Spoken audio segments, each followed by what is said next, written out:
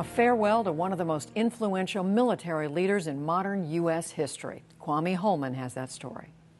His 4 years overseeing the U.S. military have taken Admiral Mike Mullen around the world many times over, meeting with troops in 2 war zones, attending elaborate military ceremonies in China, coordinating disaster aid in earthquake-stricken Haiti.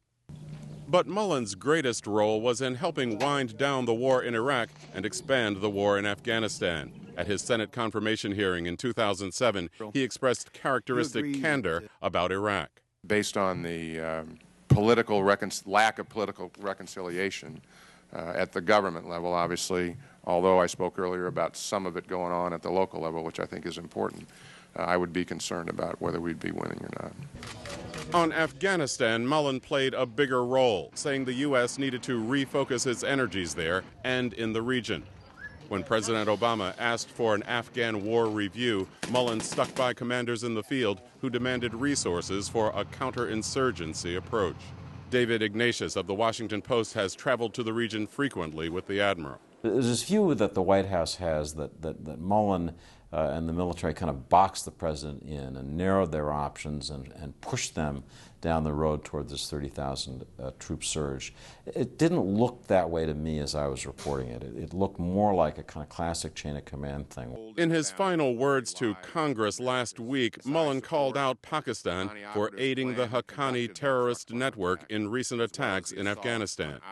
The Haqqani network, for one, acts as a veritable arm of Pakistan's Internal Services Intelligence Agency. Mullen made 27 trips to Pakistan during his tenure, cultivating a relationship with top military officials there, including General Asfaq Parvez Qaani.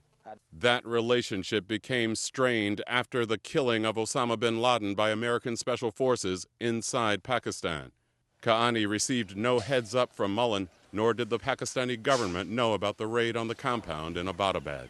Ignatius says the Pakistan relationship has been a bitter pill for Mullen. So he would go out to see Qaani. It sometimes seemed every few weeks he was flying halfway around the world to Pakistan. I went on a number of those trips with him, and I'll tell you, it's a long way to go for what was often a meeting of just a few hours. But Mullen put in the time and believed that he was making progress.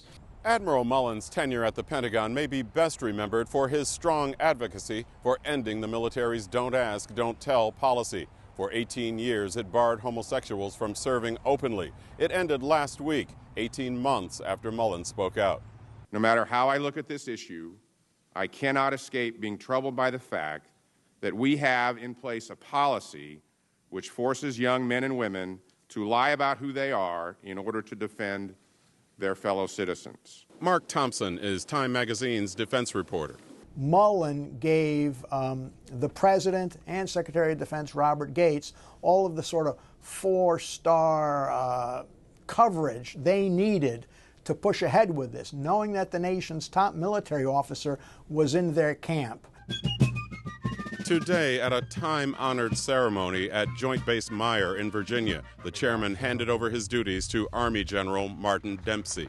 Mullen began his military service at the U.S. Naval Academy in 1964. President Obama honored that long service, in particular Mullen's dedication to men and women in uniform. I've seen it in the quiet moments with our wounded warriors and our veterans.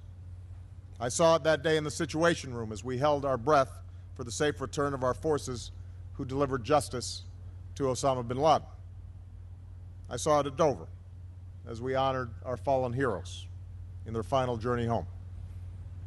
Mike, you have fulfilled the pledge you made at the beginning to represent our troops with unwavering dedication. In his last words as chairman, Mullen asked all Americans to look after the nation's troops. We talk about the resilience of our troops and their families as if it is something apart from the rest of society. It isn't, or at least it shouldn't be. Where do you think those troops learn to be so brave? In your homes, in your schools, in your communities. Just yesterday, on his final full day as chairman, Mullen and his wife, Deborah, said one more farewell to troops buried in Section 60 of Arlington National Cemetery, a parcel set aside for those killed in Iraq and Afghanistan.